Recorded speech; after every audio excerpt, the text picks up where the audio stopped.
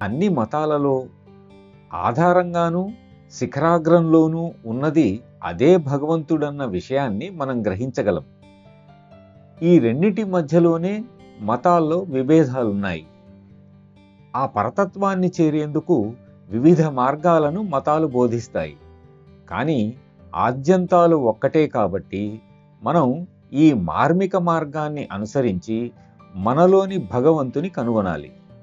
నేనింతకు మునిపే చెప్పినట్లు దీనికి మార్గం ధ్యానం ఒక్కటే. ధ్యానం అంటే సుఖాసనంలో కూర్చుని కళ్ళు మూసుకొని మనలోని ఆ సత్తత్వాన్ని గురించిన నిరంతర భావనతో ఆయనతో సంబంధం కలిగి ఉండటానికి ప్రయత్నించటమే.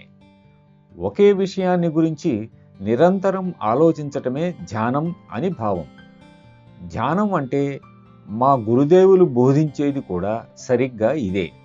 దీనినే భారతదేశంలో రాజయోగం అంటాం. అంటే యోగాలలోకెల్లా శ్రేష్టమైనదని అర్థం.